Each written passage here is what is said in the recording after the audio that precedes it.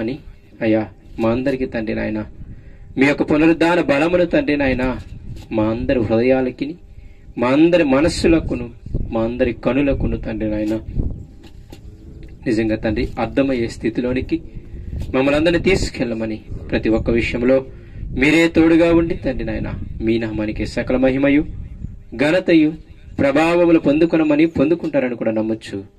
యేసు నామములో ప్రార్థన అడుగుతున్నాము తండ్రి, ఆమేన్. ఒక క్రైస్తవుని జీవితంలో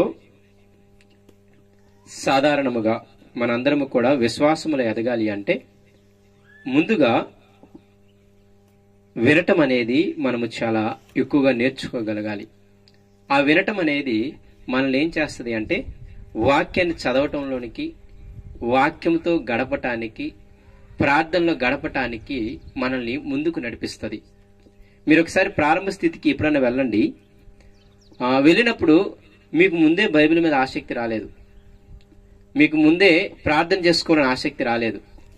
ఒక మంచి దైవజనులు ఎవరైనా వారికి ఇచ్చిన వరాన్ని బట్టి వారి ద్వారా పరిశుద్ధాత్మ దేవుడు మాట్లాడుతూ ఆ వాక్యంలోని విషయాలను మీతో మాట్లాడుతూ ఉన్నప్పుడు ఆ మాటలకి మీరు ఆసక్తి పరులై ఆ మాటలు మీ హృదయంలోనికి వెళ్ళి తర్వాత నుండి ఇంకా దేవుని మాటలు వినాలని కానీ, ఇంకా దేవుని మాటలు చదవాలని కానీ, ఇంకా నిజంగా దేవునికి ప్రార్థన చేయాలనేటువంటి ఆసక్తిలోనికి మనందరం వెళ్ళాం.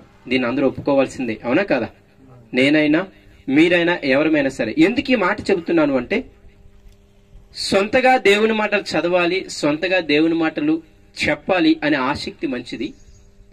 అయితే దానితో పాటు దేవుడు ముందుగా ఏర్పరిచిన కొందరు పెద్దలను, అనగా ఎవరినైతే ఉపదేశకులుగా, ఎవరినైతే టీచర్స్గా, బోధకులుగా మనకి ఏర్పరిచారో వాళ్ళవి కూడా వింటూ ఉండటము మన యొక్క ధర్మము. ఈ విషయాన్ని మీరు చాలా జాగ్రత్తగా గుర్తుపెట్టుకోవాలి. దేవుడు తన యొక్క ఆత్మ బలము చేత, ఆత్మ వరాల చేత ప్రజలను నింపుతూ వాటన్నిటికీ కూడా చెప్పిన మాట ఏంటి అంటే సంఘ క్షేమాభివృద్ధి కోసం.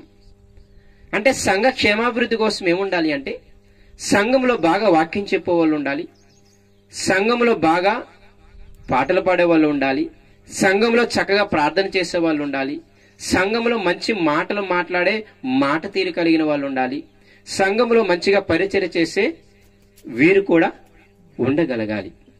అయితే ఈ విధముగా విభజించి దేవుడు ఎందుకు ఇచ్చాడు అంటే వాక్యం చెప్పేవారు గొప్ప, లేకపోతే పరిచర్య చేస్తారు తక్కువ అని చెప్పడానికి కాదులే, కానీ అన్ని పనులు కొనసాగితేనే ఒక చక్కగా వేరే వ్యక్తి వాక్యం అనడానికి కుదురుతుంది. అంతేనే కదా? పరిచర్య చేసేవాళ్ళు పరిచర్య చేసి, ఇదిగో దేవుని స్థలముని ఇచ్చేవాళ్ళు స్థలమునిచ్చి, ఇవన్నీ ఇచ్చినప్పుడు మాత్రమే చెప్పగలిగే నాకు, వినగలిగే మీకు అవకాశాలు వచ్చినట్టు. అంతేనే కాదు? ఎందుకు ఇన్ని మాటలు చెబుతున్నాను అంటే మంచి దైవ సేవకులకి దేవుడిచ్చిన జ్ఞానాన్ని ఎప్పుడు వినటానికి మీరు ఆసక్తి పరులై ఉండండి.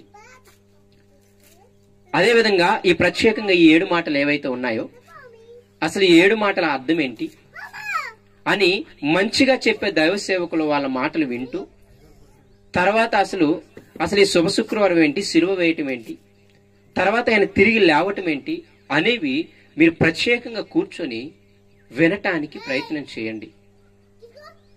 అలా వింటే చాలా విషయాలు మన ఆత్మీయ జీవితంలోనికి ఎదగటానికి ఉపయోగపడతాయి.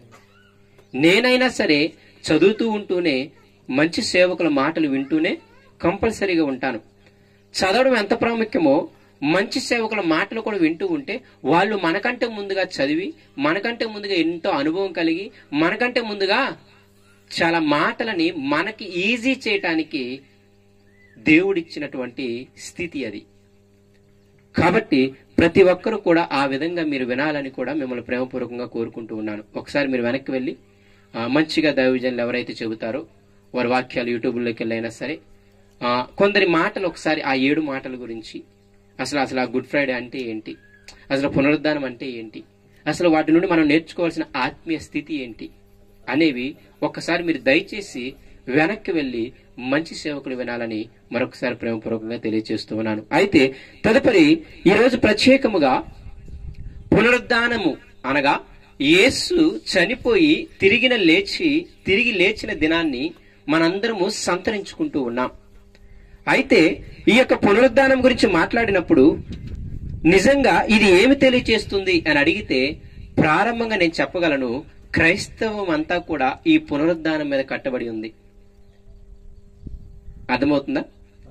క్రైస్తవ విశ్వాసము మొత్తము కూడా ఈ పునరుద్ధానము మీద, అనగా చనిపోయిన తర్వాత బ్రతుకుంది అనే దాని మీద, అనే విశ్వాసము మీద మన విశ్వాసం అంతా ఆధారపడింది. ఇది కాని లేకపోతే క్రైస్తవ్యానికి పునాది లేదని అర్థం. చనిపోయిన తర్వాత బ్రతుకుంది అనే విషయము చాలా ప్రాముఖ్యమైనది.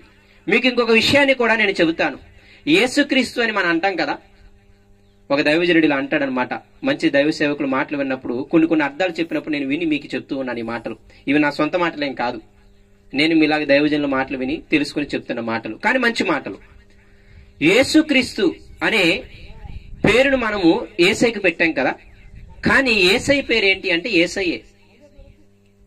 క్రీస్తు అనేది అది ఒక బిరుదు. మరియా గర్భవతి కుమారుని కనెను, అతనికి ఏమని పేరు పెట్టారు? యేసు అని పేరు పెట్టారు, అంతే. యేసుక్రీస్తు అనేది యేసయ్య పేరు కాదు, యేసు అనేది మాత్రమే ఆయన పేరు. మరి క్రీస్తు అంటే అర్థం ఏంటి అంటే, క్రీస్తు అంటే అభిషేక్తుడు అని, రాజు అని, ప్రభువు అని అర్థం. ఇదంతా కూడా ఆయనకి ఇచ్చిన బిరుదు అనమాట. ఒక మంచి ఉదాహరణ ఈ విధంగా చెప్తారు సేవకులు. గాంధీ అనేది ఆయన పేరు, మహాత్మా అనేది ఏంటిది? ఆయనకి ఇచ్చిన బిరుదు. కానీ మనందరము ఏమని పిలుస్తాం చెప్పండి? ఆయన్ని మహాత్మా గాంధీ అని పిలుస్తామని, అంతేనే కాదు? ఈ విధంగా మీరు కొన్ని పదాలు చూసినప్పుడు వాళ్ళ యొక్క బిరుదులతోనే. ఇంకొక మంచి ఎగ్జాంపుల్ కూడా చెప్తారు. ఇవన్నీ ఆయన చెప్పినవే నేను చెప్తున్నాను మీకు. చిరంజీవి అనగానే మనకేముంటది? మ్యాక్స్టార్ చిరంజీవి అని చెప్తారనమాట. అంటే ఎందుకంటున్నాను అంటే, మ్యాక్స్టార్ చిరంజీవి అనేది ఆయన పేరేం కాదు, ఆ మెగాస్టార్ అనేది బిరుదు అనమాట. అయితే నేను ఇంత ఎందుకు చెబుతున్నాను అంటే, యేసుక్రీస్తు అనేది యేసయ్య పేరు కాదు, యేసు అనేది మాత్రం యేసయ్య పేరు. మరి క్రీస్తు అని ఎందుకు పిలుస్తున్నారు అంటే, జనములు అంతా కూడా, వ్యక్తులందరూ కూడా ఆయన ఏం చేశారంటే, రాజుగా, ప్రభువుగా, అభిషేక్తుడుగా ఆయనకి ఇచ్చినటువంటి బిరుదు ఇది. అయితే ఎందుకు ఈ మాటలు ఇంకా నేను ముందుకు వెళ్ళి చెప్పినప్పుడు మీరు చాలా జాగ్రత్తగా ఆలోచించగలిగితే, యేసుక్రీస్తు వారిని దేవుడు అని అనటానికి గల ప్రధానమైన కారణాల్లో అతి ప్రధానమైన కారణము ఇదే. సాధారణంగా యేసయ్యని దేవుడు అని ఎందుకు అంటారని మీరు కానీ చాలా మంది విశ్వాసులు ప్రశ్న అడిగితే, వాళ్ళందరూ బాగా చెప్పే ప్రశ్న ఏంటి అంటే, యేసయ్య ఎటువంటి రోగాన్నైనా నయం చేయగలడు కాబట్టి ఆయన దేవుడు, యేసయ్య ఎటువంటి దెయ్యాన్నైనా వెళ్ళగొట్టగలగడు కాబట్టి ఆయన దేవుడు. అవునా కదా? అంతే తప్ప మీరు ఒక 100 మంది విశ్వాసులు అడిగితే ఒకరి నోట మాత్రమే యేసయ్య చనిపోయి తిరిగి లేచాడు, మరణాన్ని గెలిచాడు కాబట్టి దేవుడు అని చాలా తక్కువ మంది చెబుతారు. మీరు ఎప్పుడైనా ఆలోచన చేయండి. నేను కూడా ముందు మిమ్మల్ని అడుగుంటే నాకు తెలిసి ఈ ఆన్సర్ మీరు కూడా చెప్పేవాళ్ళు కాదు. యేసయ్య ఎందుకు దేవుడు అని అడిగితే మనందరం చెప్పే సమాధానం ఏమిటి అంటే, ఆయన అద్భుతాలు చేయగలడు, ఎటువంటి రోగానైనా తీయగలడు, ఎటువంటి దెయ్యాన్నైనా వెళ్ళగొట్టగలడు కాబట్టి ఆయన మనం ఏం చేస్తాము అంటే దేవుడు అని అనడానికి మనం పూనుకున్నాము. కానీ ఆయన దేవుడు అనడానికి గల ప్రత్యేకమైన కారణాల్లో సాతాను కూడా అద్భుతాలు చేస్తాడు, సాతాను కూడా సూచక్రియలు చేస్తాడు. కానీ మనం ఆయన్ని దేవుడు అని అనట్లేదే. మరి ఈ సాతానుని దేవుడు అనకుండా ఓన్లీ యేసయ్యని మాత్రమే దేవుడు అనడానికి కారణం ఏంటి? ఒకవేళ అద్భుతాలు, స్వస్థతలు ఇవే అనుకుంటే సాతాను కూడా అదే చేస్తుంది కదా. కాబట్టి ఈ భూమి మీద యేసయ్యని మాత్రమే దేవుడు అనడానికి, మిగతా వారిని ఎవరినైనా సరే దేవుడు అనకుండా ఉండడానికి గల ఒకే ఒక్క ప్రధాన కారణము మరణంపై విజయం. ఈ భూమి మీద ఉన్నటువంటి ఏ దేవతల్లో కానీ ఏ దేవుళ్ళలో కానీ మరణాన్ని జయించినట్టు మీరు కనపడదు. ఇది మళ్ళీ మీరు చాలా జాగ్రత్తగా గుర్తుపెట్టుకోవాలి. ఎంత జ్ఞానవంతుడైనా, ఎంత విద్యావేత్త అయినా, ఎంత వైద్యం చదివినా, ఎంత లాయర్ చదివినా, ఎంత ఇంజనీర్ చదివినా, ఎంత ధనాన్ని సంపాదించినా, ఈ భూమి మీద అతి ప్రాముఖ్యమైన తెలివైన వాడని నువ్వు బిరుదు సంపాదించినా, ఇదిగో ఒక ఐన్స్టీన్ గారి మెదడు ఈ భూమి మీద ఉన్న వాళ్ళందరి మెదడు కంటే చాలా ఎక్కువగా ఐక్యూ ఉంటది అని మనం చెప్పగలిగిన, కానీ ఎంతటి వారైనా సరే తప్పించుకోలేనిది, జయించలేనిది. ఇదిగో ఇంతగా సైన్స్ అభివృద్ధి పొందుతుంది, ఇంతగా టెక్నాలజీ అభివృద్ధి పొందుతున్న ఈ కాలంలో అయినా సరే ఒక మనిషి, ఒక దేవుడు, ఒక దేవత జయించలేనిది ఏంటిది అంటే మరణము.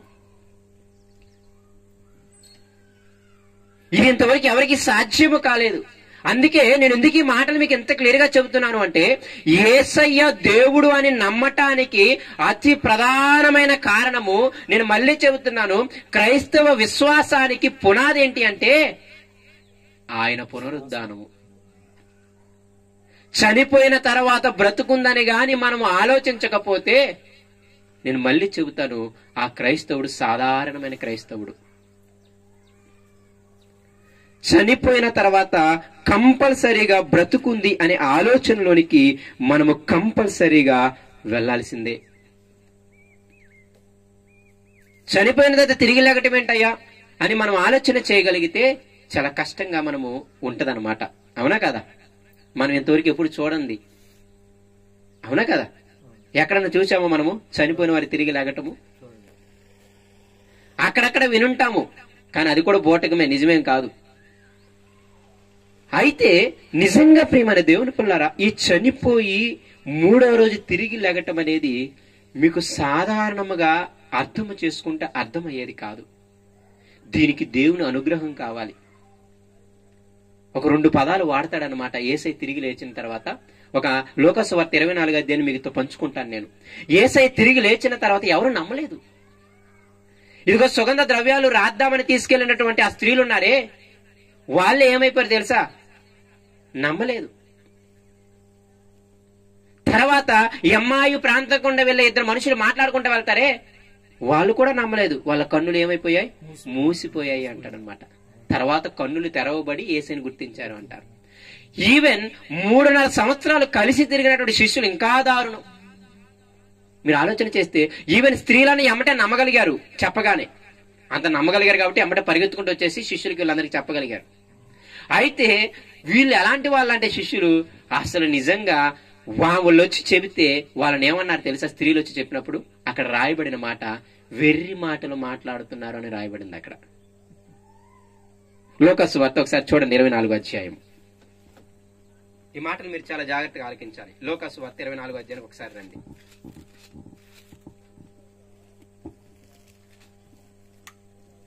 స్త్రీలు ఏం చేశారంటే 24వ అధ్యాయము 10వ వచనము, ఈ సంగతులు అపోస్తులతో చెప్పిన వారెవరనగా మగ్దలేనే మరియయు, యోహన్నయు, యాకోబు తల్లి అయిన మరియయు, వారితో కూడా ఉన్న ఇతర స్త్రీలను. అయితే వారి మాటలు వీరి దృష్టికి, ఎవరి దృష్టికి? అపోస్తుల దృష్టికి వెర్రి మాటలుగా కనబడిన గనుక వీరు వారి మాటలు నమ్మలేదు. ఇక్కడ వాళ్ళని ఏదో తక్కువ చేసి చూస్తున్నామని కాదు, ఎందుకంటే వాళ్ళు ఇంతకుముందు అటువంటి చూడలేదు. అర్థమవుతుందా మీకు? చనిపోయి తిరిగి లేవటం అనేది వాళ్ళు ఇంతకుముందు ఎప్పుడు చూడండి. అందుకే పాపం పైన స్త్రీలు కూడా ఏమైపోయారంటే ఆశ్చర్యపోయి వాళ్ళు ఏం చేయాలో అర్థం కాలేదు, వాళ్ళు తోచకుండా ఉన్నారంట. దేవదూతలు చెబితే భయపడిపోయి నేల వైపు ఉండిపోయి సైలెంట్ గా ఉండిపోయారంట. తర్వాత దేవదూతలు గద్దించాల్సి వచ్చినాయి. ఏం గద్దించాల్సి వచ్చింది తెలుసా? మీరు మర్చిపోయారా? 5వ వచనము, వారు అనగా స్త్రీలు భయపడి ముఖములను నేల మోపి ఉండగా వీరు అనగా దేవదూతలు, సజీవులైన వారిని మీరు ఎందుకు మృతుల్లో వెతుకుచున్నారు? ఆయన ఇక్కడ లేడు, ఆయన లేచి ఉన్నాడు. ఆయన ఇంకా గలిలయలో ఉండినప్పుడు మనుష్య కుమారుడు పాపిష్టులైన మనుషుల చేతికి అప్పగింపబడి సిలువ వేయబడి 3వ దినమున లేపవలసి ఉన్నదని ఆయన మీతో చెప్పిన మాట జ్ఞాపకము చేసుకున్నాడని ఆ స్త్రీలతో అన్నిరి. అప్పుడు వారాయన మాటలను జ్ఞాపకము చేసుకుని సమాధి యొద్ద నుండి తిరిగి వెళ్ళి, ఎప్పుడైతే దేవదూతలు చక్కగా క్లాస్ పీకాయో, యేసుక్రీస్తు వారు మీకు బ్రతికున్నప్పుడు చెప్పాడు కదా అని ఎప్పుడైతే వాక్యాన్ని, ఇక్కడ చాలా గొప్ప విషయం ఏంటంటే వాక్యాన్ని తీయటం. 3 సందర్భాలలో వాక్యాన్ని తీయటం. ఎప్పుడైతే వాక్యం చూపించి ఆ స్త్రీలకు ఒకసారి మీరు జ్ఞాపకం చేసుకోండి అమ్మా అని అన్నారో, ఎమ్మట ఒకసారి యేసయ్య వాళ్ళతో బ్రతికున్నప్పుడు చెప్పిన మాటలు జ్ఞాపకం చేసుకున్నారు. అవునవును కదా, ఈ దేవతలు చెప్పే మాటలు యేసయ్య మనతో చెప్పాడు కదా అని చెప్పి వాళ్ళు ఏం చేశారు తెలుసా? అప్పుడు వారికి అర్థమైపోయి వాళ్ళు ఇప్పుడు నమ్మి ఇప్పుడు శిష్యుల దగ్గరికి వెళ్ళారు.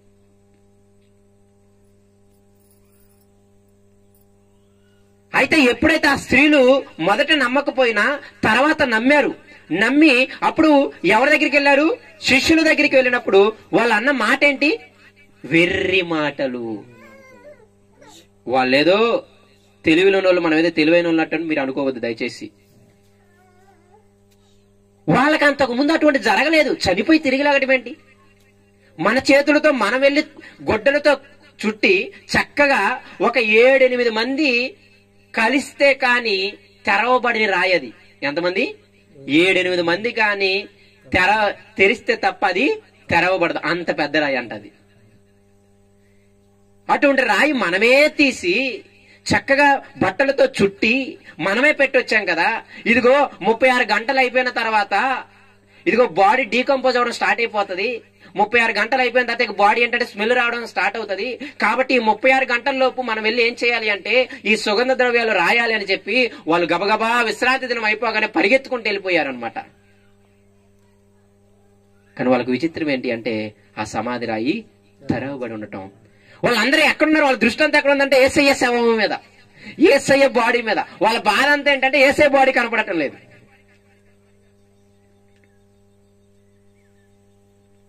మొదటిగా వాళ్ళకి అర్థం అవ్వలేదు. ప్రత్యేకంగా శిష్యులకు వచ్చి చెప్పినప్పుడు వాళ్ళు ఏమన్నారు అంటే వెర్రి మాటలు మాట్లాడుతున్నారేంటి అని అడిగారు అనమాట. చాలా భయంకరమైన స్థితి. ఎందుకు నేను ఈ మాటలు చెబుతున్నాను అంటే, ఇంకా ముందుకెళ్ళిన తర్వాత ఈ అమ్మాయి మార్గంలో ఉన్న వారి గురించి చూడండి. వాళ్ళ కన్నులు వాళ్ళకి ఏమైపోయినాయి అంట? మూసివేసాయి అన్నారు. చూడండి 16వ వచనం చూడండి. అయితే వారు ఆయనను గుర్తుపట్టలేకుండా వారి కన్నులు ఏమయ్యాయి? మూయబడెను. మూయబడను అంటే యేసయ్య మూసేశాడని కాదు. అర్థమవుతుందా? దేవుడు వాళ్ళ హృదయాలను క్రొవ్వ చేసిన. లూకాసు వార్త 24వ అధ్యాయము 13వ వచనం మనం చదివింది 16వ వచనము. లూకాసు వార్త 24వ అధ్యాయం మనం ధ్యానించుకునేది. అయితే జాగ్రత్తగా ఆలకించడానికి ప్రయత్నం చేయండి. వారి కన్నులు ఏం చేయబడ్డాయంట? మూయబడ్డాయి. యేసయ్య మళ్ళీ ఏం చేశాడు తెలుసా? వాళ్ళకి మళ్ళీ లేఖనాలను ఎత్తి చూపిస్తే కానీ తర్వాత మాట చూడండి 26వ వచనము 25వ వచనము. అందుకైన అవివేకులారా, ప్రవక్తలు చెప్పిన మాటలన్నిటినీ నమ్మని మందమత్తులారా, క్రీస్తు ఇలాగూ శ్రమపడి తన మహిమలో ప్రవేశించడం అగత్యము కాదా అని వారితో చెప్పి మోషేయు సమస్త ప్రవక్తలను మొదలుకొని లేఖనములన్నిటిలో తను కూర్చున్న వచనముల భావము యేసయ్య ప్రసంగించాడంట మొత్తం వాళ్ళందరికీ. ఎక్కడి నుండి మొదలెట్టుకున్నాడు తెలుసా యేసయ్య? మోషే ధర్మశాస్త్రం అంటే 5 ఖండాలు, ప్రవక్తల గ్రంథాలు అంటే మిగతా 39 5 పోతే ఎంత ఉంటాయి? అవన్నీ కూడా వాటన్నిటిలో యేసయ్య గురించి రాయబడిన మాటలన్నీ కూడా వాళ్ళకి ఏం చేశారు తెలుసా? ప్రతి వాక్యము వెత్తి వాటి భావం వాళ్ళకి చెప్పారంట. అప్పుడు వాళ్ళ కన్నులు ఏమయ్యాయంటే చూడండి అక్కడ. ఎంత ఎక్సలెంట్ మాట చూడండి. మొదట వాళ్ళ కన్నులు మూయపడ్డాయి. తర్వాత యేసయ్య ఎప్పుడైతే మాటలు చెప్పారో వాళ్ళ కన్నులు ఏమయ్యాయి? తెరవబడ్డాయి. చాలా బ్యూటిఫుల్ మాట అనమాట ఇది. ఇంకా శిష్యుల దగ్గరికి వచ్చేసరికి ఇంకా దారుణం అనమాట. శిష్యులు వచ్చేసరికి వాళ్ళు ఏమంటారో చూడండి 36వ వచనము. వారు ఇలాగ మాట్లాడుచుండగా ఆయన వారి మధ్యను నిలిచి మీకు సమాధానమవుగా కానీ వారితో నేను. అయితే వారు దిగులు పడి భయాక్రాంతులై భూతం కనపడింది అనుకుంటున్నారు అనమాట. యేసయ్య వస్తే ఏమంటున్నారు? మీకు తెలుసే లేదో ఆ పాటికే శిష్యులకి ఎంతమంది చెప్పారు తెలుసా? స్త్రీలు చెప్పారు. ఏమని? యేసయ్య అక్కడ లేడు అని. అంతకుముందు ఎవరు చెప్పారు తెలుసా? పేతురు యోహాను కూడా వెళ్ళిపోయి ఉంటారు అక్కడికి, సమాధి దగ్గరికి. మీరు చూస్తే 12వ వచనం చూడండి. ఎమ్మట వాళ్ళు చెప్పగానే అయితే పేతురు లేచి ఎక్కడికి పరిగెత్తి వెళ్ళిపోయాడంట? ఇప్పుడు వెళ్ళిపోయి పేతురు సమాధి దగ్గరికి వెళ్ళిపోయి ఆల్రెడీ పేతురికి యేసయ్య కనపడి ఉంటాడు పైన వచనాలు చదివితే. అంటే సాక్షాత్తు యేసయ్యను చూసి వచ్చిన పేతురు యోహాను కూడా వచ్చి చెప్పినా సరే వాళ్ళు నమ్మలేదు. ఎంతమంది స్త్రీలు చెప్పారు, ఈ అమ్మాయి మార్గంలో నా 2 మనుషులు చెప్పారు, ఈవెన్ పేతురు యోహానులు చెప్పినా సరే ఆ శిష్యులు నమ్మలేదు. పైగా ఆయన వస్తే భూతం అనుకుంటున్నారు. తర్వాత మళ్ళీ ఆయన ఏం చేశాడో చూడండి. తర్వాత చాలా మాటలు చెప్పుకుంటూ వచ్చి ఒక మంచి మాట అన్నాడు చూడండి. ఆయన 44వ వచనము, అంతటా ఆయన మోషే ధర్మశాస్త్రములోను ప్రవక్తల గ్రంథముల్లోను కీర్తనలోను నన్ను గూర్చి వ్రాయబడినవన్నీ నెరవేరవలనని నేను మీ యొద్దకు ఉండినప్పుడు మీతో చెప్పిన మాటలు నెరవేరినవని వారితో చెప్పెను. అప్పుడు వారు లేఖనములు గ్రహించినట్లుగా ఆయన వారి మనస్సును తెరచి. ఎందుకు ఇన్ని మాటలు చెబుతున్నాను అంటే, ఇక్కడ వండర్ఫుల్ మాట అని చెప్పనా, యేసయ్య ప్రతిసారి కూడా ఏమి చూపించి చెబుతున్నారు? దేవదూతలు ఏం చెప్పాయి? లేఖనాలు చెప్పాయి. యేసుక్రీస్తు వారి అమ్మాయి మార్గంలో ఉన్న వాళ్ళకి ఏం చెప్పారు? లేఖనాలు చెప్పారు. తర్వాత యేసుక్రీస్తు వారే శిష్యులందరికీ ఏం చెప్పారు? ఎందుకు ఈ మాటలు అంటున్నాము అంటే, వాక్యము ఉన్నది ఉన్నట్టు మనము గుడ్డిగా నమ్మగలగాలి. ఇప్పటికైనా ఈ 3 మాటలు ఏమి రుజువు చేస్తున్నాయి అంటే, దేవుడు ఈ 66 పుస్తకాల్లో ఏ మాటలైతే చెప్పాడో అవి మీరు ఏం చేయాలి తెలుసా? గుడ్డిగా నమ్మేయచ్చు. దీనికి మించి ఎంత తెలివైన వారైనా, ఎంత జ్ఞానవంతులైనా, ఎంత ధనవంతులైనా, ఎంత విద్యావేత్తలైనా దీనికి మించి మాట చెబితే మీరు చాలా క్లియర్గా చెప్పేయచ్చు, ఇదే సత్యము, అది అబద్ధము అని. ఎందుకు ఈ మాటలన్నీ కూడా చెబుతున్నారు అంటే, యేసయ్య మన మనసులో తెరిస్తే తప్ప, యేసయ్య మన కనులు నిజంగా తెరిస్తే తప్ప మనకి పునరుద్ధానం అర్థమవదు. పరిశుద్ధాత్మ దేవుడు మన హృదయంలో ఉండి ఇదిగో యేసే ప్రభు, యేసే ప్రభు, యేసే ప్రభు అని చెబితే తప్ప మన నోరు, మన హృదయం ఒప్పుకోలేదు యేసుని ప్రభు అని. అందుకే కదా యేసయ్యని ప్రభు అని ఎలా ఒప్పుకోగలం? మనం ఆత్మ ద్వారా మాత్రమే ఒప్పుకోగలం. అవునా? ఆత్మ ద్వారా మాత్రమే యేసు ప్రభు అని మీరేం చేయగలరు? చెప్పగలరు అని కొరింథీ పత్రిక 12వ అధ్యాయంలో అంటాడు ఆయన. ఇదిగో ఆత్మ వరము గురించి మీకు తెలియకుండా నాకు ఇష్టం లేదు. ఆ ఆత్మ వల్లనే మనం ఏం చేస్తాం తెలుసా? యేసే ప్రభు అని చెబుతున్నాం. మనకి ఇంకా యేసే ప్రభు అని అర్థం అవ్వలేదు అంటే ఇంకా మనము ఆత్మతో నింపబడలేదని అర్థం. ఇదిగో ఆత్మతో నింపబడ్డారా లేదని ఎలా తెలుస్తుంది అనుకుంటున్నారు? ఒక గుర్తు మీకు ఇప్పుడు చెప్పానమాట. యేసే నిజమైన ప్రభు అని. ఇదిగో ఈ వాక్యమే నిజమైన ప్రభు అని, ఈ మాటలే నిజమని మన హృదయాలు కానీ స్వీకరించగలిగితే మనలో ఆత్మ ఉన్నాడు అని మనం గ్రహించగలం. పేతురు పత్రిక వెళ్తే ఏమంటాడు తెలుసా? శ్రమలు మీరు అనుభవిస్తుంటే మీ మీద ఆత్మ నిలుచుచున్నాడని మీరు ఎరుగుతారంటాడు. అంటే ఇంకొక గుర్తు ఏంటంటే ఆత్మ మనలో ఉన్నాడు అని. ఎన్ని శ్రమలు వచ్చినా, ఎన్ని నిందలు వచ్చినా వాటిని సహిస్తూ యేసుని విడిచిపెట్టుకుని ఉంటే అదొక గుర్తు మనలో ఆత్మ ఉన్నాడు అని. కానీ ఈనాడు ఆత్మ గుర్తుకు కూడా గుర్తులు మారిపోయాయి. మీరు ఒక దైవజనుని కానీ, ఒక విశ్వాసిని కానీ ఈయన ఆత్మచేత నింపబడిన వాడని ఎప్పుడు అంటారు చెప్పండి? సాధారణంగా మంచి బేస్ వాయిస్తూ అరుస్తూ చెప్పినప్పుడు. జనరల్ చెప్తున్నాను, తప్పుగా వాళ్ళని విమర్శించడానికి కాదు. మన ఆలోచన మీరు చూడండి, ఆలోచించండి. ఒక మంచి బేస్ వాయిస్తూ చెప్పినప్పుడు, మంచి గద్దించి చెప్పినప్పుడు, అప్పుడెప్పుడో మా దగ్గరికి ఒక అక్క వస్తుంది అనమాట. అక్క ఏంటంటే ఇంక నేను ఎలా ఉంటదంటే, ఒక టీచర్లా చెప్తూ ఉంటాం కదా, రాయుడు వెళ్తే ఒక గంట వదలడు అని నేను మీటింగ్ పెట్టినా రాదనమాట. ఆమె ఏమంటదంటే, రాయుడు ఏదో ఒక దాన్ని ఏమంటారంటే ఒక అప్పచెప్పడం చెప్పింది ఉంటారు చూసారా, టీచర్ ఎలాగైతే వాళ్ళు చెప్తారు అలా చెబుతాడు, గద్దించడు గద్దించడు గద్దించడు అని అంటుంది అనమాట జనరల్ గా. అయితే సరదాగా ఎందుకు ఈ మాటలు అంటున్నాను అంటే, వాక్యముని వాళ్ళ అనుకున్న ధోరణి ఏంటి అంటే, ఆత్మనంగానే ఇదిగో ఇలా అరిసి ఇలా చెబితేనే ఆత్మ నింపుదల అనే స్థితికి వెళ్ళారు. ఇంకా ముందుకు వెళితే మా పిన్ని ఉంటది, ఓకేనా, మా పిన్ని వాళ్ళ చెల్లి ఉంటది అనమాట. ఆమె ఇదిగో ఈయనలో దేవుని ఆత్మ ఉందని ఎలా అనుకుంటున్నారంటే, ఆయన వచ్చి ప్రార్థన చేయగానే ఆమెకి ఏంటంటే అప్పులు పోయినప్పుడు, ఆమెకి ఇబ్బంది పోయినప్పుడు, రోగం పోయినప్పుడు, తర్వాత స్వస్థత వచ్చినప్పుడు, ఇగో ఈ 3 జరిగితే ఆయన దేవుని ఆత్మ చేత. సరే, దానికి నేను తప్పనను, కానీ అది మాత్రమే కాదు, దానికంటూ ముందు ఈ గుర్తుంటది. బైబిల్ మొత్తంలో ఆత్మతో నింపబడటం అంటే గుర్తేంటి అంటే క్యారెక్టర్ మారటం. ఆత్మ ఫలాలు ఏమన్నా చెప్పండి, అక్కడ అద్భుతాలు ఏం లేవు. ఆత్మ ఫలం ఏమనగా ఏముంది అక్కడ? అంత క్యారెక్టర్ సంబంధించింది ఉంది. ప్రేమ, సమాధానం, ఆశ, నిగ్రహం, అంత శరీరానికి సంబంధించింది తప్ప ఎక్కడ ఉండదు.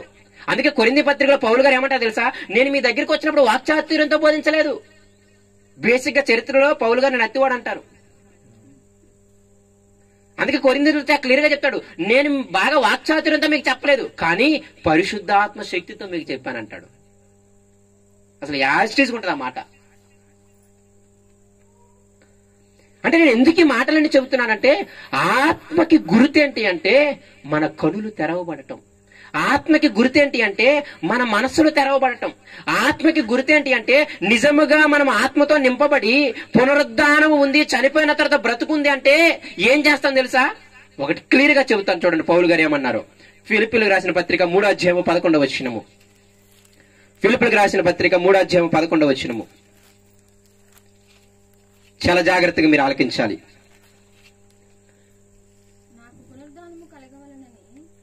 9వ నుండి నేను చదువుతాను, మీరు చాలా జాగ్రత్తగా ఆలకించండి. క్రీస్తును సంపాదించుకొని ధర్మశాస్త్ర మూలమైన నా నీతిని గాక క్రీస్తునందలి విశ్వాసము వలనైన నీతి. ఇంతకుముందు ఆల్రెడీ నేను నీతిమంతుని అంటాడు ఆయన పైన చదివితే మీకు. ధర్మశాస్త్ర విషయంలో నేను అనిందుని. అర్థమవుతుందా? సందర్భం అంతా అదే. మీరు మొదటి వచనం నుండి చదువుకుంటూ వస్తే 3వ అధ్యాయం మీకు అర్థమైపోద్ది. ఇదిగో నేను ధర్మశాస్త్ర ప్రకారం చూసుకుంటే నేను నీతిమంతున్నే, కానీ నాకు ఆ నీతి వద్దు. అర్థమవుతుందా? ధర్మశాస్త్రం వల్ల వచ్చే నీతి నాకు వద్దు. అందుకని అంటున్నాడు చాలా క్లియర్ గా, క్రీస్తును సంపాదించుకొని ధర్మశాస్త్రము మూలమైన నా నీతిగాక క్రీస్తునందలి విశ్వాసము వలన నీతి, అనగా విశ్వాసమును బట్టి దేవుడు అనుగ్రహించిన నీతి గలవాడనై ఆయన యందు అగపడు నిమిత్తం. ఆయనకి ఏ కోరుకుంది తెలుసా? నా శరీరంతో ఇదిగో వ్యభిచరించొద్దన్నాడు, నేను వ్యభిచరించలేదు. దొంగతనం చేయొద్దన్నాడు, నేను దొంగతనం చేయలేదు. తల్లిదండ్రులు సన్మానించమన్నాడు, నేను సన్మానించాను. పొరుగువాడిని ఏది ఆశించవద్దన్నాడు, ఆశించకుండా నేను ఉన్నాను. నేను ధర్మశాస్త్ర విషయమై నేను నీతిమంతుని అంటున్నాడు ఆయన పైన. కానీ నాకు ఆ నీతి వద్దు. నాకు ఏ నీతి కావాలి అంటే దేవుడి చేత నీతిమంతుడు అనిపించుకునే నీతి నాకు కావాలి. ఇదిగో క్రీస్తును సంపాదించుకుంటూ వచ్చే నీతి ఉందే, ఆ క్రీస్తు గుణాలు సంపాదించుకుంటూ వచ్చే నీతి ఉందే, ఆ నీతి నాకు కావాలంటున్నాడు ఆయన. అది సంపాదించుకోవాలనుకుంటున్నాడంట. అందుకే పైన మాట 8వ వచనం చదివితే అంత ఎక్సలెంట్ మాట ఉంటుందో, నిశ్చయముగా నా ప్రభువైన యేసుక్రీస్తుని గూర్చిన అతి శ్రేష్టమైన జ్ఞానము నిమిత్తము సమస్తమును నష్టముగా ఎంచుకొనుచున్నాను. అతి శ్రేష్టమైన జ్ఞానము. ఏ జ్ఞానము? ధర్మశాస్త్రము కాదు, యేసుక్రీస్తు జ్ఞానము అతి శ్రేష్టమైందంట. ఆయనకి శరీరపరంగా నేను నీతిమంతులను చెప్పించుకోవడానికి ఏమి ఇష్టం లేదు. పైగా మనందరికంటే గొప్పవాడు పౌలు గారు. కానీ ఆయనకి ఎటువంటి నీతి కావాలంటే దేవుడు నన్ను నీతిమంతుడు అనాలి. ఎలాగనాలి తెలుసా? యేసుని నేను సంపాదించుకొని, అతని జ్ఞానాన్ని నేను సంపాదించుకొని దేవుని చేత నేను నీతిమంతుడిగా అనిపించుకోవాలని చెప్పి ఆయన కోరికంట. తర్వాత మాట 11వ వచనం ఇప్పుడు చదవండి, చాలా బాగుంటుంది. 10వ వచనము, ఏ విధము చేతనైనా సరే మృతులలో నుండి నాకు పునరుద్ధానము కలుగవలెనని ఆయన పునరుద్ధాన బలమును ఎరుగు నిమిత్తమును, ఆయన శ్రమలలో పాలువాడుట ఎట్టుదో ఎరుగు నిమిత్తమును సమస్తమును నష్టపరుచుకొని వాటిని పెంటతో సమానముగా ఎంచుకొనుచున్నాను. అయితే నేను ఎందుకు ఈ మాట చదివించాను అంటే, నిజముగా దేవుడు మన కనులు తెరిస్తే, నిజముగా దేవుడు శిష్యులకు వాళ్ళ మనసులు తెరిచినట్టుగా మన మనసులు తెరిచి ఉంటే ఏమవుతుందో తెలుసా? మనం నిజంగా పునరుద్ధాన బలమును ఎరిగి ఉంటే లోకాన్ని సమస్తమును పెంటతో ఎంచుకుంటామంట. ఇది గుర్తు. మనలో నిజంగా విశ్వాసుల్లో లేకపోతే దైవజనుల్లో ఎవరైనా సరే నిజంగా యేసయ్య పునరుద్ధాన బలాన్ని రుచి చూచారనడానికి గుర్తేంటి తెలుసా? లోకాన్ని వాళ్ళు పెంటతో ఎంచుకుంటారు అంట. నువ్వు నేను పైకి చెప్పొచ్చు యేసయ్య చనిపోయి తిరిగి లేచాడు అని, కానీ యేసయ్య చనిపోయి తిరిగి లేచాడు అంటే ఆ భయం ఎలా ఉంటుందో తెలుసా? ఆయన అంటున్నాడు పౌలు గారు, చనిపోయిన తర్వాత బ్రతుకుంది. యేసయ్య ఎందుకు చనిపోయాడంటే పేతురు పత్రికలో ఏమన్నాడు చెప్పండి? నేను పాపముల విషయమై చనిపోయి నీతి విషయమై జీవించినట్లు యేసయ్య మ్రాను మీద ఏం మోసాడు? నా పాపములు మోసాడు అంటాడు అనమాట పేతురు గారు. అవునా కదా? ఏంటి యేసయ్య సిలువలో ఎందుకు చనిపోయాడంటే మీరు ఒక మాట చెప్తారు. ఏ మాట? అందరు చెప్పే మాట ఏంటి తెలుసా? నా పాపముల కోసం చచ్చిపోయాడయ్యా అని. నా కూడా అనర్లే, పాపముల కోసం చచ్చిపోయారు అంటారు. అవునా కదా? యేసయ్య ఎందుకు చచ్చిపోయారంటే ఏం చెప్తారు చెప్పండి? పాపముల కోసం చచ్చిపోయాడు అంటారు. లేదు లేదు, పాపముల కోసం చనిపోయాడని కామా పెట్టాలి మీరు. తర్వాత దేంతో పులి స్టాప్ చేయాలి తెలుసా? మళ్ళీ నేను పాపం చేయకుండా చచ్చిపోయాడని పులి స్టాప్ పెట్టాలి. పాపం విషయమై నీవు నేను చనిపోయి నీతి విషయమై జీవించినట్లు ఆయన రాని మీద మన పాపాలు మోసాడు. అంటే యేసయ్య ఎందుకు చనిపోయాడంటే మీరు చెప్పాల్సిన మాట ఏంటి తెలుసా? నా పాపముల కోసం చనిపోయి ఇక నేను మళ్ళీ మిగిలిన జీవితం పాపం చేయకూడదని చచ్చిపోయాడు.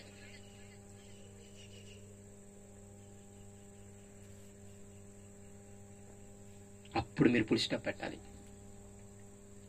యేసయ్య సిలువ ఏమి చూపిస్తుంది అంటే, అమ్మో నేను పాపం విషయమై చనిపోయినానంట, ఇప్పుడు నేను ఎవరిని? నీతి విషయమై జీవించువాడను, నేను యేసయ్య గుణాలను నేను పులుకు పుచ్చుకోవాలి అని మనకి గుడ్ ఫ్రైడే రోజు తెలియజేస్తే, ఈ మూడో రోజు ఈ పునరుద్ధానం ఏం తెలియజేస్తా తెలుసా? చనిపోయిన తద బ్రతుకుంది. అమ్మో దేవుడు లెక్క అడుగుతాడు. మీకు అర్థమవుతుందా?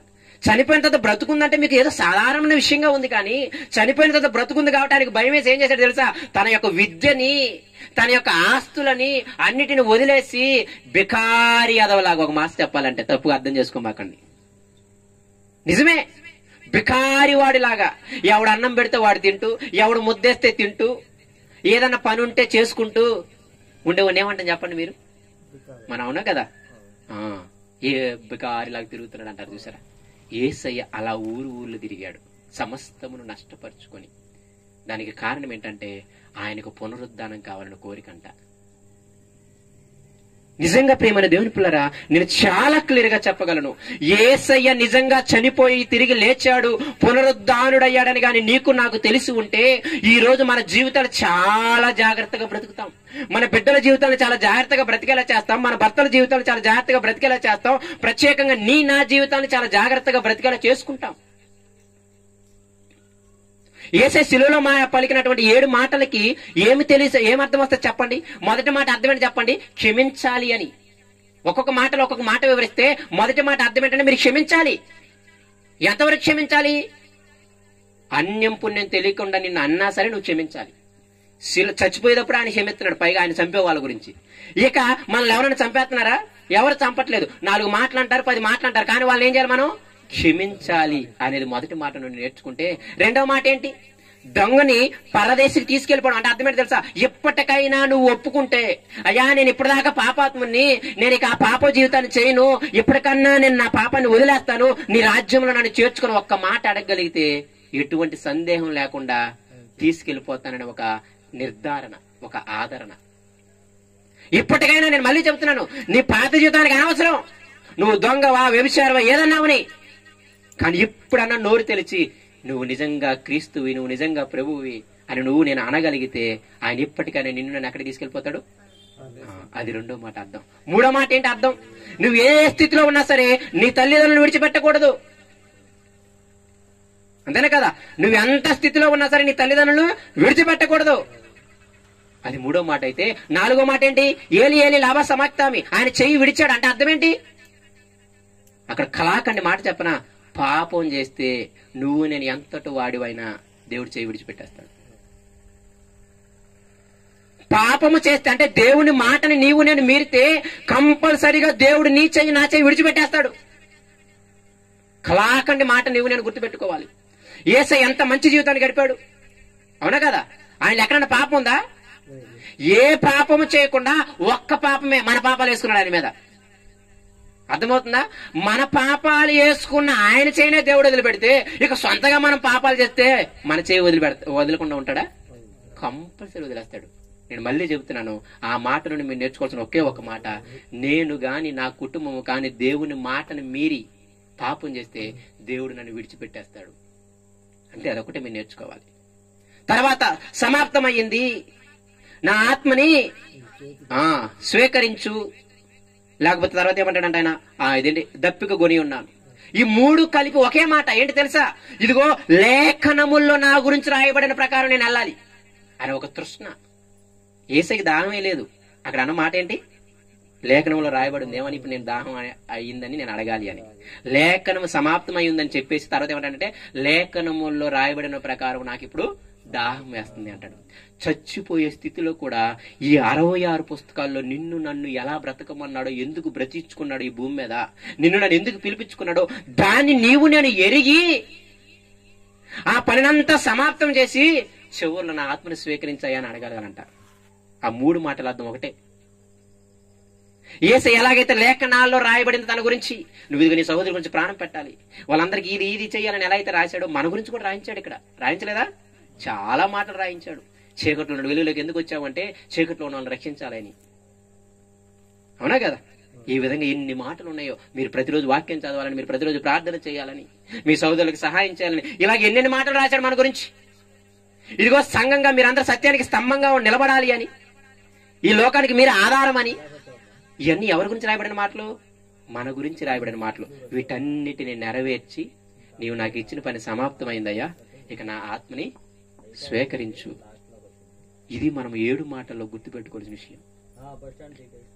కాబట్టి నిజంగా ప్రేమ దేవుని పిల్లరా, ఎందుకు నేను ఇదంతా చెబుతున్నాను అంటే, యేసుక్రీస్తుని నిజంగా నువ్వు పునరుద్ధాన బలం ఉందని కానీ నువ్వు ఎరగగలిగితే, చనిపోయిన తర్వాత బ్రతుకుందని కానీ నేను ఎరగగలిగితే, మన బ్రతుకులు చాలా భయంతో ఉంటాయి.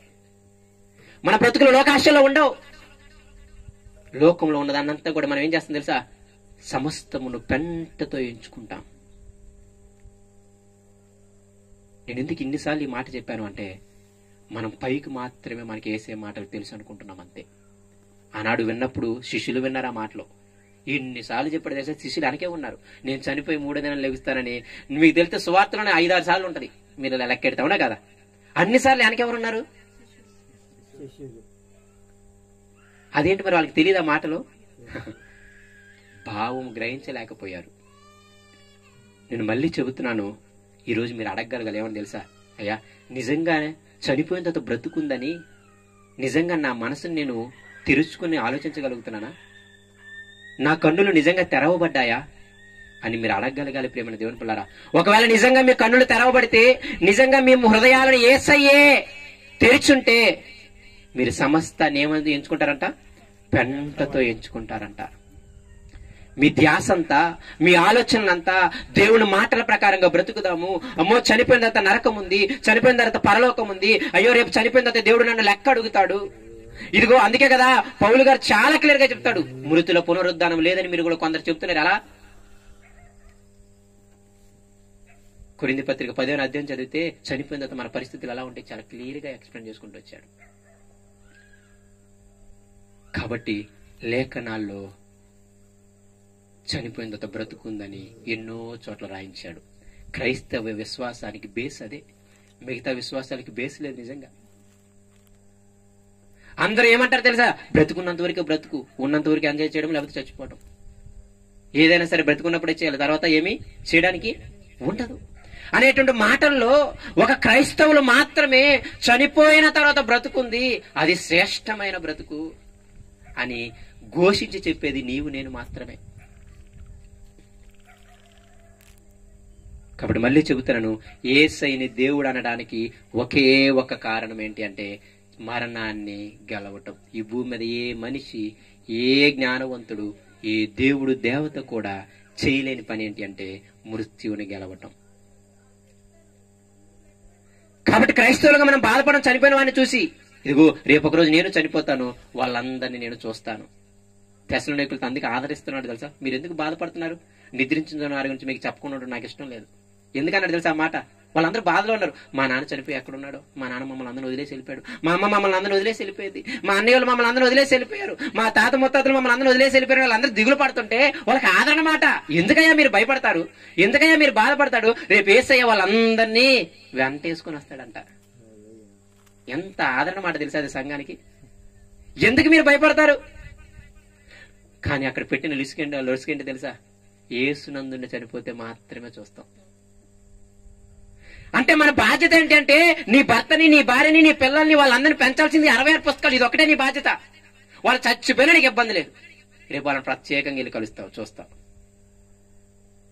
కానీ మళ్ళీ చెబుతున్నాను, క్రీస్తునందు నిద్రించిన వారిని మాత్రమే నువ్వు చూస్తావు. అంటే నీ భర్త చక్కగా దేవుళ్ళో ఉండి మారు మనసు పొంది చనిపోతేనే రేపు నువ్వు ఆయన కలుస్తావు. నీ పిల్లలు మారు మనసు పొంది బాప్తిజం తీసుకొని ఎటువంటి పాపం అంటుకుంటుంటేనే రేపు యేసుతో పాటు వస్తారు. కాబట్టి క్రైస్తవులుగా మనం భయపడాల్సింది, మనం పాటు పడాల్సింది దేనికంటే బ్రతికున్నప్పుడు మన కుటుంబాలన్నిటికీ, మన సంఘాలన్నిటికీ నేర్పించుకోవాల్సింది ఏంటంటే లేఖనములు. ఒకరోజు కాకపోయినా ఇంకొక రోజన్నా దేవుని ఆత్మ ఈ లేఖనాల సత్యం అని వాళ్ళకి ఏం చేస్తా తెలుసా? నిరూపిస్తుంది. కానీ ఈ లేఖనాల లోపల లేకపోతే పరిశుద్ధాత్ముడు పని చేయడానికి కావలసిన ఆయుధం ఏంటి తెలుసా? వాక్యం. వాక్యం లేకుండా పరిశుద్ధాత్మ దేవుడు పని చేయలేడు. మళ్ళీ చెబుతున్నాను, పరిశుద్ధాత్మ దేవుడు జ్ఞాపకం చేస్తాడు తప్ప వాక్యాన్ని నీలో పుట్టించడు. ఆల్రెడీ నువ్వు విన్నదాన్ని ఆ సమయానికి నీకు గుర్తు లేకపోతే, అయ్యో మొన్న విన్నావే, మొన్నే కదా సంఘంలో విన్నావు, ఇలా ధనాపేక్ష ఉండకూడదని, ఎందుకు నువ్వు ఇప్పుడు ఇలా చేస్తున్నావు అని ఏం చేస్తాడు? ఆ మాటని జ్ఞాపకం చేస్తాడు. అసలు ఆ మాట వినకపోతే పరిశుద్ధాత్ముడు పని చేయాలి అంటే వాక్యం ఉండాలి. కాబట్టి నేను మళ్ళీ చెబుతున్నాను, ప్రేమను దేవుని పిల్లరా, చనిపోయిన తర్వాత బ్రతుకుంది. నీ కుటుంబాలను దేనికోసం వెంపర్లాలని చేస్తాను ఒకసారి ఆలోచన చేయి. నిజంగా ఈరోజు చనిపోతే నీ కుమారుడు కానీ, నీ కుమార్తె కానీ, నీ భర్త కానీ, నీ భార్య కానీ, ఏ వయసులో ఎప్పుడు చనిపోతావు మనకు తెలియదు. చనిపోతే నిజంగా యేసుతో పాటు వస్తాడా మీ అబ్బాయి, మీ ఆయన, లేకపోతే మీ భర్త, మీ భార్య? వస్తారు అని భ్రమ కాదు. కన్నులు మనకి తెరవబడాలి. యేసయ్య మన మనసును తెరవాలి శిష్యుల్లాగా. అటువంటి గొప్ప విశ్వాసులు హృదయాలే తెరవాల్సిన అవసరం ఉంటే మనం ఏ పాటు వాళ్ళని చెప్పండి. కాబట్టి ఈరోజు మీరు అందరూ ప్రార్థన చేయాలి. ఏమని తెలుసా? అయ్యా, నీ పునరుద్ధాన బలాన్ని నిజంగా నేను తెలుసుకునేలాగా నా మనసును తెరు. నీ పునరుద్ధాన బలం నిజంగా తెలుసుకొని నేను భయపడి పాపము చేయకుండా నీ మాటలు మేరకుండా ఉండటానికి నా కన్నులు తెరువు అని యేసయ్య దగ్గర మీరు గోజాడండి. దేవుని దగ్గర గోజాడండి. పరిశుద్ధాత్మ దగ్గర గోజాడండి. భ్రమలో బ్రతకొద్దు ప్రియమైన దేవుని పిల్లలారా. అవన్నీ ఏంటి అంటే సాధారణంగా మాట్లాడే మాటలు. పేతురు గారు కూడా ఎవరు వచ్చి నేను ఉంటానన్నాడు. వచ్చిన తర్వాత మొదట పరిగెత్తింది పేతురే. చనిపోయే ముందు రోజు సందర్భాలు చదివితే అంత ఆశ్చర్యంగా ఉంటాయి. పేతురు మాట్లాడిన డంబపు మాటలు అంతా ఇంత కాదు. ఎవరన్నా ఉన్నప్పుడు నేను ఉంటానయా, కానీ మిగతా వాళ్ళ గురించి పారిపోయారని రాశాడు. కానీ ఈయన గురించి మాత్రం ఏమేమన్నాడు కూడా రాయించారు. అందరూ వెళ్ళిపోయారని రాయించారని కానీ మిగతా శిష్యులు ఏమేం చేశారో రాయించవలేదు. కానీ పేతురు గురించి మాత్రం చాలా చక్కగా రాయించాడు అనమాట. ఎలా ఒట్టు పెట్టుకున్నాడు, ఎలా శపించుకున్నాడు. కానీ పేతురు చాలా గొప్పవాడు, చాలా గొప్పవాడు పేతురు. నా ఉద్దేశం ఏంటి అంటే, మనం ఆయన పునరుద్ధాన బలం ఎరిగితే ఈ లోకాశలన్నీ కూడా మనము పంటతో సమానంగా ఎంచుకుంటాం. మన భర్తలను దాంట్లో పెంచం, మన పిల్లల్ని దాంట్లో పెంచం, ప్రత్యేకంగా నీవు నేను దాంట్లో పెరగం. కాబట్టి మన కుటుంబాలను ఒకసారి జ్ఞాపకం తెచ్చుకుందాం. ఎంతవరకు దేవుని వాక్యంలో ఉండగలిగారు, ఎంతవరకు దేవుని భక్తిలో ఉండగలుగుతున్నారు, ఎంతవరకు నిజంగా ఇప్పటికిప్పుడు చనిపోతే వాళ్ళ యేసుతో పాటు వస్తారా అని ఆలోచన చేసుకుని ఆ పునరుద్ధాన బలమైన శక్తిని ఎరిగి, ఒకవేళ ఎరగకపోతే ఇప్పటికన్నా అయ్యా నా కన్నులు తెరువు, అయ్యా నా మనసును తెరువు అని యేసుని గట్టిగా గోజాడండి. దేవుడి చిన్న మాటలు దీవించిన గాక. అందరము కూడా అలా కళ్ళు మూసుకుంటే దయచేసి బలలో పాలు పొందుదాం. పునరుద్ధాన దినం రోజు ఒక 10 నిమిషాలు మీరు అలా ఓపికగా ఉంటే నేను బలిస్తాను. అందరము కూడా కొరింథీయులకు రాసిన పత్రిక దయచేసి అందరూ కూడా ప్రార్థనా పూర్వకంగా దయచేసి కొరింథీయులకు రాసిన మొదటి పత్రిక 11వ అధ్యాయం 23వ వచనము నేను చదువుతాను. మీరు అందరూ కూడా తిరిగి ఆ మాటలు పలకండి. కొన్ని రోజులు పోతే చక్కగా మనం కింద కూర్చుంటాం, మిమ్మల్ని మోకాలు లేపిస్తాను, చక్కగా ఒక మంచి క్రమంగానే నడిపిస్తాను. సరేనా? ఈ కొద్ది రోజులు మాత్రం కొంచెం ఓపిక పట్టండి. మంచిగా సంఘానికి ఒక మంచి క్రమాన్ని పెట్టుకుందాం. మధ్యలో కూడా ఒక రోజు కూడుకుందాం. అన్ని కూడా మంచిగా ఒక మంచి క్రమాన్ని మనం అందరం కూడా కలిగి ఉందాం. ప్రస్తుతానికి మాత్రము తప్పుగా అర్థం చేసుకోకుండా చక్కగా మీకున్న దాంట్లో మనము దేవునిలో భక్తులు ఎదగడానికి ప్రయత్నం చేద్దాం. సరేనా? అందరం కూడా కొరింథీయులకు రాసిన మొదటి పత్రిక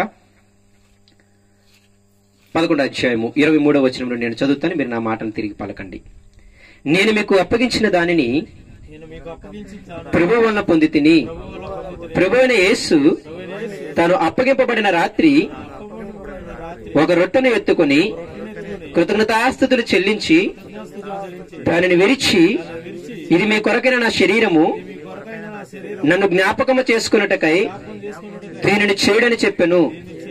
ఆ ప్రకారమే భోజనమైన పిమ్మట ఆయన పాత్రను ఎత్తుకొని, ఈ పాత్ర నా రక్తం వలన క్రొత్త నిబంధన, మీరు దీనిలోనిది త్రాగునప్పుడల్లా నన్ను జ్ఞాపకము చేసుకున్నటకై దీనిని చేయడని చెప్పాను.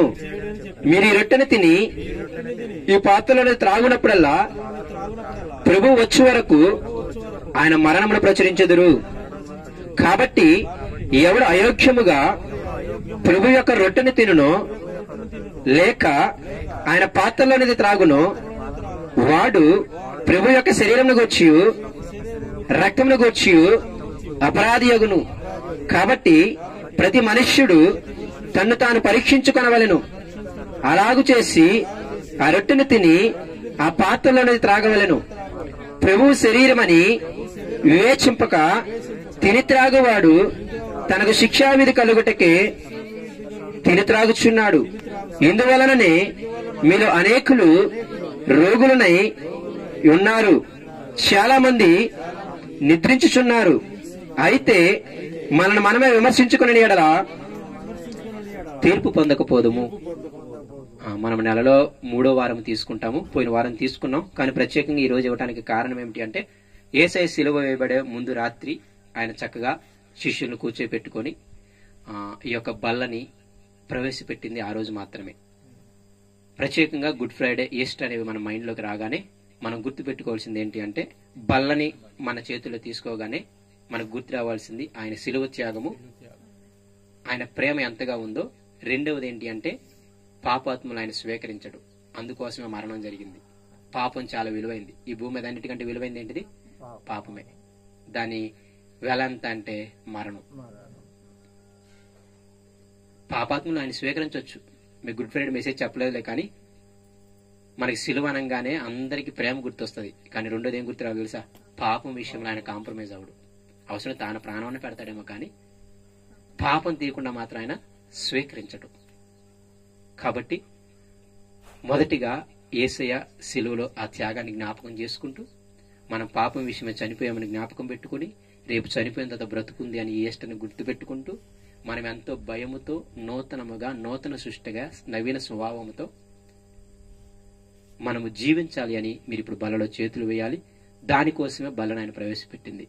కాబట్టి భయముతో భక్తితో మీరందరూ కొంచెం ఒక 2 నిమిషాలు 3 నిమిషాలు ప్రార్థన ఏకీభవించండి. ఎవరెవరు తీసుకుంటారో ఒకసారి చేతులు ఎత్తితే వాళ్ళ వరకు నేను ఇస్తాను.